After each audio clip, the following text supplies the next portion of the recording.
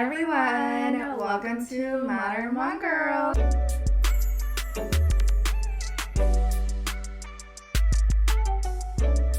It's your girl Emmy. And it's your girl Lex. So today on episode 12, we will be talking about what we are thankful for of being a Hmong woman, period. Yes.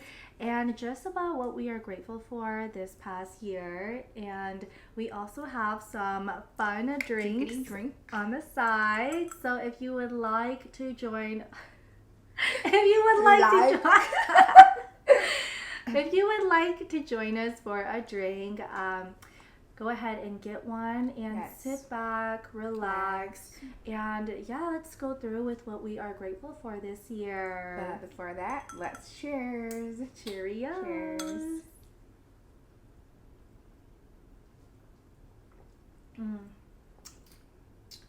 I've been drinking wine in a while.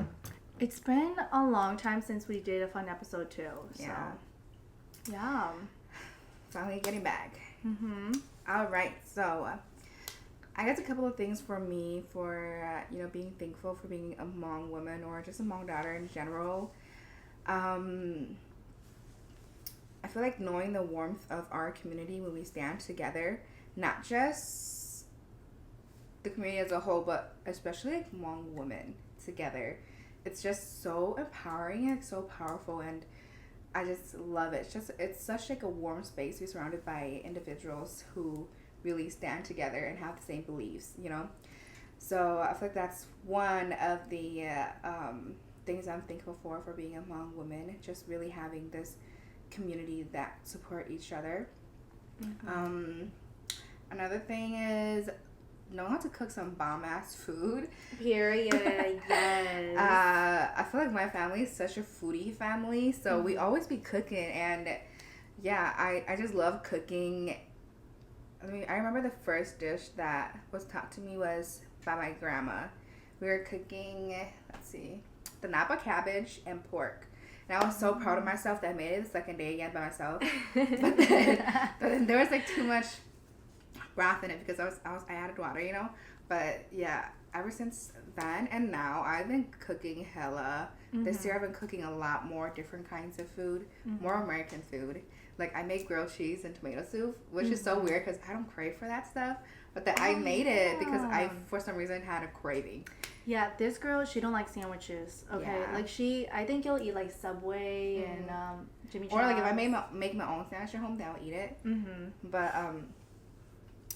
But just the regular American sandwiches. That's just not good. I don't know why y'all think it's good. Honestly, I feel like if I make my own American sandwich, it's good. But like if it's from the cafeteria, and I don't like peanut butter jelly sandwiches. Me too. Bro, I thought I was the only one. No. People are always like, you're so weird. Like not liking that shit. I was like, it's not even good. I don't like it. It's so saturated. Yeah. Don't hate us. No, because everybody loves those circular PB&J sandwiches from freaking high school. I think it's Smurfers. That's a brand or something. I don't remember what it's called because I don't eat it. And especially the actual sandwich one with the it was harder bread. It was like a cracker. The bar. Oh, yes. You know what I'm talking about? Yeah. Those. Oh, my gosh. Okay, what's funny about those is that I only like to eat the cracker part. Yeah, so then I will, take off all of the peanut butter and the jelly, and I'll just eat that because I was so hungry. And, oh, my gosh, I hated it when we only had those peanut butter sandwiches. I was so hungry, I forced myself to eat it because I was like, damn, I'm looking at everyone. They're, chomping on it. Especially when we had Italian dunkers and lasagna at school. I hated that shit, bro. Wait, I actually liked it. I hated it. I hated that stuff. I just hated Nika food for some reason. Yeah. I just finally started opening up to it more when I think we started hanging out. Mm-hmm. Yeah, because I used to hate cheese, all that stuff. Yeah. But now I like cheese. I eat it a little bit more, but it's too much of it still makes me feel iff, Yeah, but I love my Hmong food though. Yeah, so. I would say I helped Emmy with her American food because I remember I would be like, oh yeah, let's go to this American restaurant, and she's like, but I never understood it until now too, because with Emmy assimilating me to all of her family Hmong food, and now I get it. I'm just nothing beats this. Yeah, I've been going to eat at Migan restaurants and then American restaurants, and then I'm like, dang, I wish I was at an Asian restaurant. This don't hit the same, But yeah, so for me, it's learning how to cook some bomb ass food because my family eats some bomb diggity food. Um, Next, I would say just my view in life, like in general. I feel like how I was raised really impacted how I view life, and it may be the same for everyone. It may be different, but it just it depends on how you're raised. But for me, I feel like just my view on life in general. I'm a very loving and giving person, which is a part of me that I also love as well. Just really knowing how to nurture people, like that motherly instinct. I feel like all women have it, but I feel like Hmong women in general were raised in that way, so we have that. So that's a part of me that I love, and I feel like it's a love-hate relationship because sometimes you give too much of that, But that's a part of me that I love and I'm thankful that I have because not everyone has that. I think that we are trained to be like Mia J and like to be future Nyas and stuff like that. So that's why we just have these characteristics. And especially Emmy, like when I first met her, that girl, I swear, like she was just like on top of everything. And I was just like, oh my gosh, like I thought, I was like on top of my family duties too. But I swear, Emmy, she is the golden daughter. Like she listens to her parents all the time, which I admire. Like I also listen to my parents too, but I have to extend, like, that's why I moved out and everything. But that's another story to tell, though. But yeah, just, those hospitality characteristics and just being there for your family and your people all the time. It is something that automatically does apply to us Hmong women. And I think that's what makes us stronger, too. And it's totally understandable when we do hate it because it's like we always have to show this and we can never show another side. Like we can't really show our true feelings or true self towards the culture that we have learned to be a Hmong woman. I totally it's hard just Hmong woman, culture, religion, all that stuff in general. But we're still thankful, though. Yes, we're still thankful. There's the positive, the negatives to it, and the positive is like having that side to me that I love. So, I think that's all I have for just being like Hmong women. What about you, Lex? So I think that definitely just embracing the beauty of our culture, like our Hmong clothes, jewelry. All of those things, because at first growing up it was always like a hassle to put Hmong clothes on and wear them to the New Year's, and it is New Year season too. Yes, it is. And now that I am grown and I'm an adult, I'm actually really excited for it. And I'm like, you know what, I do want to dress up in my culture, and it's like the first time or once a year is when we actually are in our traditional clothing and we get to really express our identity in our culture, and I just love that so much. And I know that our Hmong clothes and jewelry, they have been Americanized as well. Like our really modern dresses, right? With, like, down there, and I love that. It just like really brings our American side and our Hmong side together, and I love how it just bridges that gap. So I don't know too much about Hmong clothes, but I just know that it's beautiful and it represents our culture. Totally agree. I also love that, like, when Hmong daughters get married and stuff, your mom prepares like all your Hmong clothes that they've like prep for you through the year. That's what I love too. Like, there's so much meaning to it, and there's so much more to Hmong clothes than we know because of the patterns and the embroidery, everything. There's so much meaning into that.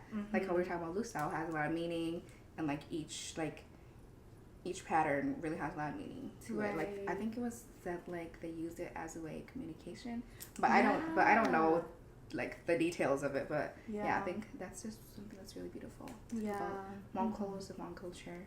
Yeah, also with the bandao too, because I know that the bandao tells a story, and so like going with our Hmong embroidery details, like when you said that it could tell a story or like whatever too, that does make sense because I always thought about it like, oh, because you are this kind of Hmong, then you wear this design. But then now that you say that, it does make sense because our bandao, they do tell stories. And for those who don't know what bandao is, it's just it's an embroidery of our stories. Like it could just be a design, or it could be like an actual scene out of our lives from before.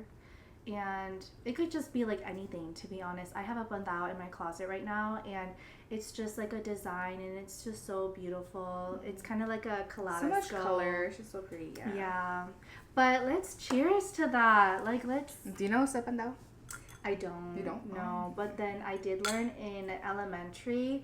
But that was elementary. It was like an activity, and when I first did that activity, I felt so like foreign to my culture because it was brought into my school, and I was like, oh my gosh, this is what my grandma does, but I never practiced it, and doing it at school, it just felt so weird because you're surrounded by, like, my elementary school was really diverse, but it was just a weird feeling doing like bandao at school. Yeah. That's really cool. Actually, I wish I had that opportunity. I learned it with my grandma, but Oh really? Cool. So you do know how to sew? My grandma taught me. I feel like I have to look at the pattern to follow it though. I can't just like freestyle off of my head like what I want to do, Oh. But yeah, my grandma taught me. Okay, so I know that I used to work at Hmong American Women's Association, and how that organization originated was through women coming together and the Wapandawam. So they were like sewing bandao together, and they just had conversations, and then they started the organization through there. Oh wow! Yeah, see, this is how amazing Hmong women together are. is. Yeah. But on to the next one. I would say cleaning animals. Like if y'all know anything about Hmong people, like Hmong people, yes, they love. Oh, okay, they don't love to, but part of the culture is to sacrifice you raise animals. Well, it's also like with like back then you raise your own animals because you live out in nowhere, so yeah, it's not really a sacrifice, but yeah. So then they just love having like their own produce, because like back then our lifestyle were just like farmers, and it just made sense to still continue it to today for our older generation. But I feel like our newer generations now, we're not really going to be carrying that so much. But yeah, going to like Hmong events or just having your own family events, and then you're going to have to assist in, exactly, in killing the animals. And I know it sounds like really harsh, but it is something that we all humans do. Right, yeah. Like, but honestly, we just do ourselves, Right, like the cow got to go to the butcher shop, and then you got to go buy it at the store. So, like, we just do it ourselves, And, I found out that some Hmong people, they don't like to eat like animals that are just freshly killed. Oh really? Yeah, like I met some Hmong people that and they are older too, and they're like, oh yeah, like if the animal is like killed right in front of me, I will not eat it, or if I know that that's actually my uncle too. Yeah, he's like child their age. He won't eat it because he's like just looking at how it happened. He doesn't want to eat it, Yeah. Oh my god. We're gonna eat a burger. I'm like, that's the thing. For real, exactly. Yeah, so I was quite surprised when, I heard that our older Hmong people, they will not eat That's it. so odd because yeah, Yeah, like the chala. Yeah, like it's still like, though they use like cha, and it's like just solidified. And it's just cha. Yeah, I'm like, but what's so different of what you eat fresh meat and then exactly. I don't know. Maybe just preferences. I don't know. I don't think it's nothing to do with culturally, but I think it's preferences. Yeah, I think so too, because I know that sometimes they don't like to eat it when it's too fresh because it has that gamey taste to it. Oh, the gamey smell and stuff? Yeah, So then they rather get it from the grocery store where it's, I don't know, I guess, like, really clean and you can't smell it anymore. I mean, honestly, you can still smell it. But is it clean though? How long has it been on there? It's GMO'd. Yeah, but I am thankful for knowing how to, clean animals, because, if one day we go to war and then, like, we can't go to the store anymore to get our We meat. gotta go hunting, y'all. Yeah, we're reverting back to hunter and gatherers, and so someone gotta start cleaning the animals. Someone gotta know how to clean the animals. Me, though. For real, I'll be the hunter. Oh, not me. I'm scared. Like I can't kill animals. I'll fish. Okay, yeah, fish. Every time we kill animals too, I feel so bad. So I always hold it. I don't look at it, and then I say prayer in my head, like, I hope one day that you're born to eat something else. You do that? Yeah, but I said it out loud once, and my mom got so mad at me. Really? Yeah, she was like, because like I was in middle school during this time, and then she was like, why would you say that? Like, you know that this is for our culture, this is for our religion. Like, you should not say that at all. And so ever since then, I just said it in my head. Yeah, I don't know. I always say it in my head. I feel bad. Props to knowing how to butcher an animal or clean an animal, because... Thankful the guy used to the cow, because... Yeah, and the pig. Oh my goodness. But I hate, this cow stomach. Oh my gosh, I hate that. It was my first time doing it 2 years ago at a funeral, and I was like, oh my gosh, this is the worst, because you have to keep putting it in hot water, take it out, and then do it again. If you guys know what we're talking about, then you guys are the real ones. Your hands just feel gross and like sticky. Yeah. And like, oh yeah. But that should be bomb after. Right. If you don't wear gloves, like, your hand will smell like it. Like, it's just so gross, y'all. But yeah, that's just one of the things that we are grateful for, knowing how to do. Some great skills of being a Hmong daughter and Hmong woman. And I would say, adding on with Emmy too, showing excessive hospitality to guests when they come over. And my mom definitely taught me this. Like, yeah, Lex's mom is definitely like, like, she's super. I love that, like you're taking care of the guests and stuff, but you forget to take care of yourself, Yeah, seriously, she always runs around, and I'm like, yeah, girl, you need to sit down, and but chill for a second. Exactly, but she's always like, oh, this person came, like, I have to cater to them, oh, I have to make sure they walk to the car safely. Like, I even assisted helping her bring one of our guests to the car too. Oh, really? Because she was also, like, she was lit, and I was like, Mom, like, it's fine. They could get to the car themselves because they have another person with them too. But she wanted to make sure that they got in the car safely, so she followed them, and I was like, oh my gosh, Mom, like, this is too extra. And she just, like, goes the extra mile for people. Like, if they're like, oh, do you have a charger? But I don't need it right now. She will go and get it right now. Yeah, she'll be, oh, just a second. Did it go upstairs? Go and, like, rummage through her cords and everything, and then she'll come back down and be like, here's the charger. Yeah, I'm probably turning into my mom with all of that hospitality. It's a good thing, though, knowing how to, host people. Yes, yeah. Like today, we are having a Friendsgiving at my place. Oh my gosh, totally forgot to mention that. Oh yeah. Different background. Because we're at Lex's place. Yes, and we are sitting comfy on my couch that I just got 2 weeks ago. So yeah, we are looking forward to doing like more episodes here as well. So if you guys are watching our video, then you will see this visual, but if you're just listening, then yeah, we're recording at my place.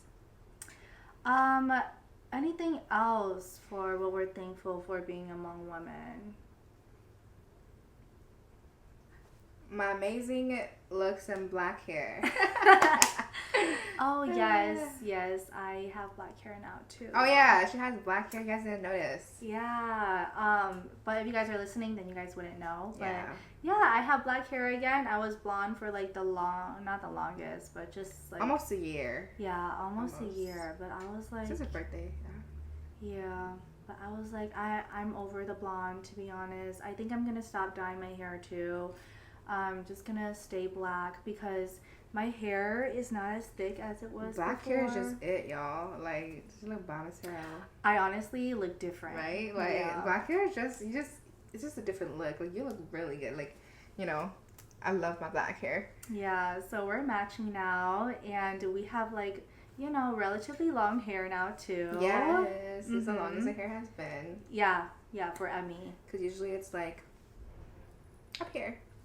Oh my gosh, I just realized that the pod has not seen you with short hair. Yeah. Yeah, I don't think people that I've met, like, just 2-3 years ago haven't seen me with short hair. Mm-hmm. That's Cheers to that. it. Yes. Cheers to our Hmong woman.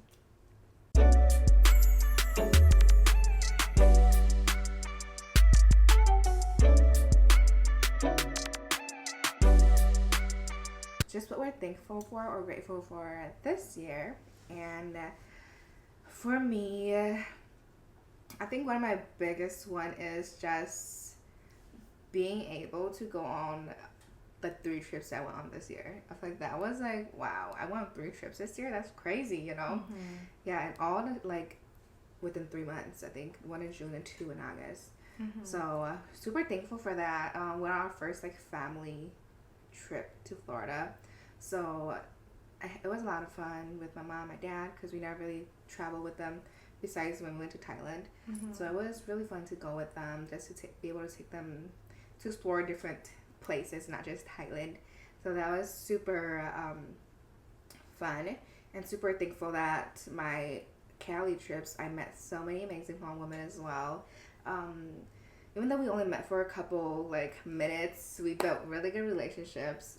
Like I met 2 in June, and then I went back again in August and spent my golden birthday with them. So it was just like so like wow, like Hmong women, just I feel like I love them. I love Hmong women so much, and just who we are and how we could, like I said, just be there for each other and just really embrace that together, and just so encouraging of each other, to be who you truly are unapologetically, you, and just be your authentic self. Like I love that. Mm-hmm. So yeah, just grateful I met all the people I met this year, and for all these trips, and also so thankful that I joined Heal in Heels, which is hosted by the amazing Nikita Vang. So if you haven't checked her out, please do. Heal in Heels on Instagram and Facebook, and just Nikita in general. I love her and everything she is. Like, just being in the class so that was one thing I did, which was my goal last year, was to do one thing that's different, something that makes me uncomfortable, which was going to like dance class by myself. So I went to my first ever dance class with Nikita, and ever since then I've been going, and I love it. Even though I am not the best dancer or whatever, I love the environment. Like, just all the women there together from different ages. Like, you're 18 and up or 16 and up, all the way to like 40 and 50s. There's just women in like different age range there, and just like you won't know until you're there, like just what the vibes are and what the atmosphere is giving. Like everyone there's just so loving, and it's just a space where everybody could be.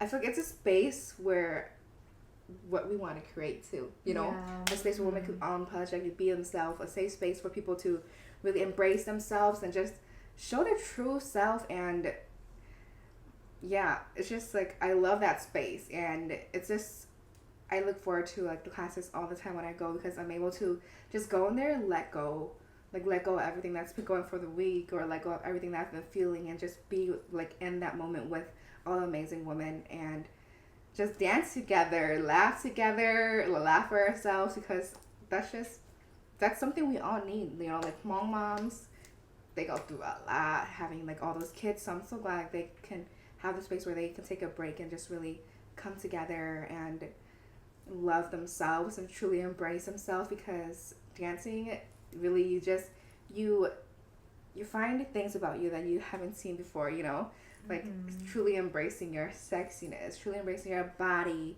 Like, I freaking love that space.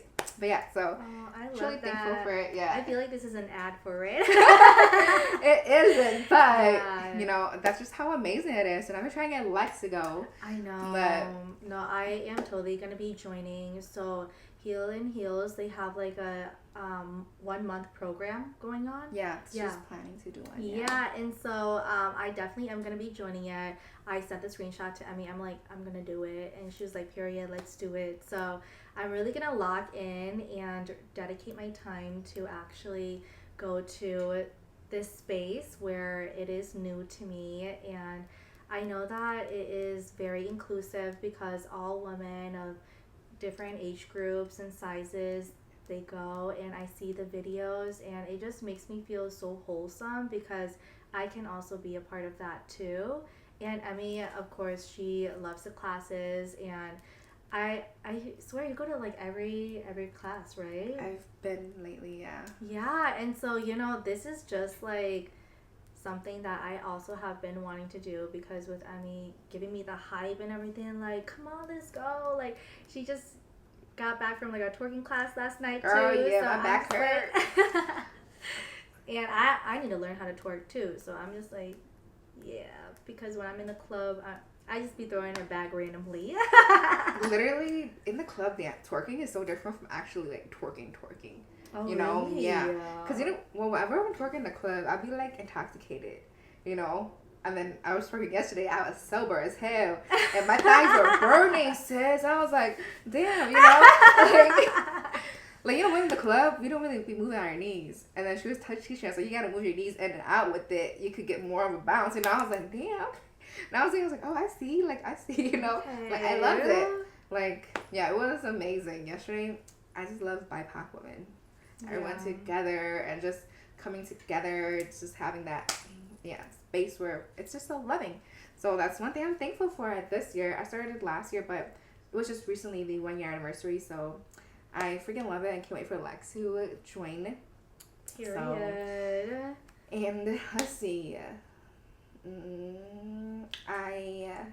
I'm truly so thankful that my parents are just healthy this year.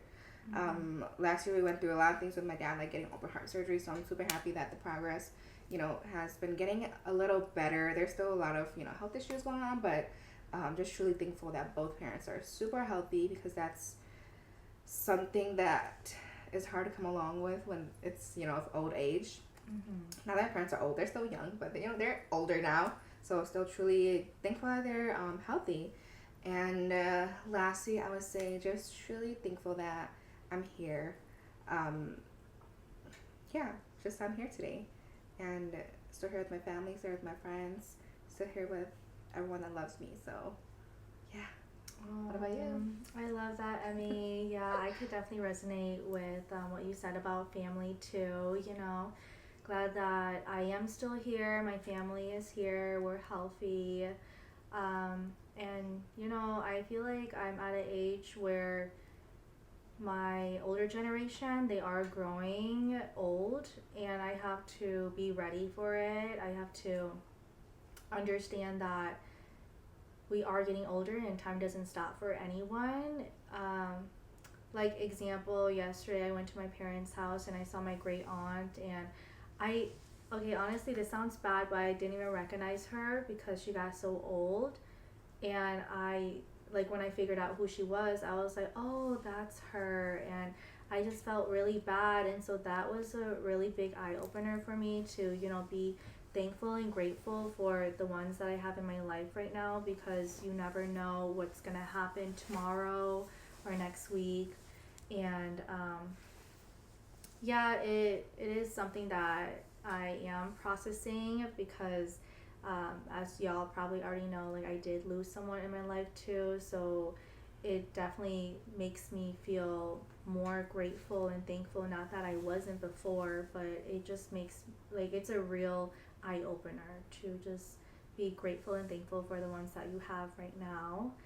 But looking at in my past year, I really am thankful for having my experience in Wisconsin because I lived there for basically 2 years, and it has been a ride over there. I think that with the people that I met and everything there, I did make great connections, and I definitely I think I sort of found my place in Wisconsin, or I found my career place in Wisconsin that I actually enjoy doing. And I want to continue doing it here in Minnesota as well. And so I think that like what Wisconsin made it memorable was just really finding what I like to do. And so I get to bring it here in Minnesota and continue that work. And so really grateful for what Wisconsin has given me. And I also have family there too, so I'm really grateful for the support that they have given me. Um, oh, and the Wisconsin cheese, it tastes different and it hit different. Okay, like honestly, when I moved to Wisconsin, like my friends, my family, they were calling me cheesehead. And you know what? I take it as a compliment now because the cheese does taste different. Like when you get cheese curds in Wisconsin, it tastes different from the cheese curds here. I don't know. Maybe it's just me, but it definitely tastes different. And the Bloody Marys as well. I used to never be into Bloody Marys until Wisconsin. And I feel like only Wisconsin knows how to make Bloody Marys properly. Because, like, they know how to, like, put the toppings on and everything. The cheese, the pickle. Cheese on Bloody Mary? On that, like, stick topping. Stick? Okay. Yeah. And they just know how to do it. I will never forget that bar, Wisconsin on Tap, period. Paul, shout out to you, Paul. He knows how to make the best Bloody Marys. Me and my coworker. Oh, everybody told us. Yeah. We always used to go there for the Bloody Marys. So if I were to ever go back to Milwaukee, I'm going to go back to that bar. Hopefully Paul still works there and he can give me a Bloody Mary. But yeah, my time in Wisconsin was fun. And what else am I thankful for? Oh yeah, my family, because moving back here. Sorry, me and my family, we're just a little rocky right now, so I forgot about them. But yeah, of course, me moving back to Minnesota, I'm really thankful for the support that they have provided me. Like my brothers, they help unload my stuff and they help pack my things.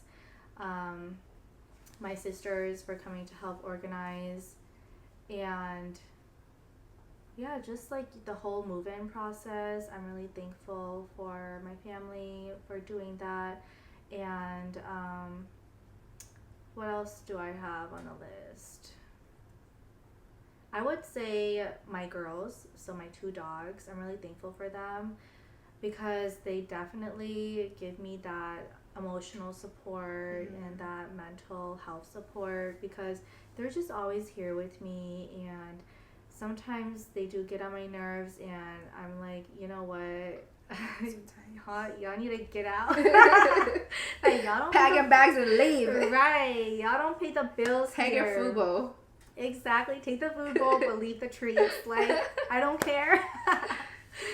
But I feel like, you know, if they weren't in my life, it would be so different. It would be so quiet. And I just wouldn't have, you know, I don't even know. I don't want to just call them like pets or dogs because they're more than that. I think they really are just like my, like, grounded support, my family, you know. And I don't go anywhere without them too. Like whenever I go to my parents' house, I always bring them because I'm like, they're part of my family. I love them. And that's really it for being a dog mom.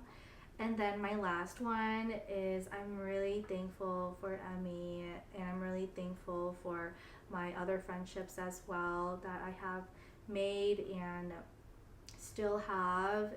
And but just like shout out to Emmy though, because our pod did start this year, and I'm really grateful that, you know, I did ask a few friends and everything, and Emmy was like, let's do it. And so I was like, all right, let's do it, you know. And as you guys may know too, we have really been talking about it for like previous years, but never implemented or put anything in action until this year. And so I'm really thankful that I do have Emmy, and I have my best friend here, and honestly, my soul sister. And so I love you too. Yeah, and just like starting this podcast is safe space for us to be unapologetic and sharing it out there. It's just impactful, and there's so many more words to describe this too, but there's too many words to even say. And so it's just like I'm really grateful to be here right now and be able to have these opportunities. Yeah. Oh, that just felt so like. Now I feel like I'm a cry, but I'm holding it back. Like, yeah. All right. So, lastly, we both are super, super thankful for you all, Madam Hmong Girl, that you guys still like here with us, listening to our pod, and super, super grateful that we're able to create this space too, where hopefully you guys do feel like you guys can, just sit down, relax, and listen, and also be unapologetically you. And yeah, thank you so much for your support that you've given us, and we hope that you continue to support us throughout the years, and just continue to love us, because we love y'all, because without y'all we wouldn't be here either. We wouldn't be 12 episodes deep, Yes, that's true. Yes. Yeah, so I was just super grateful for you guys. What do you have to say? I think we could just cheers now. Yeah. Okay. Let's cheers to that. Yes. Cheers. Cheers.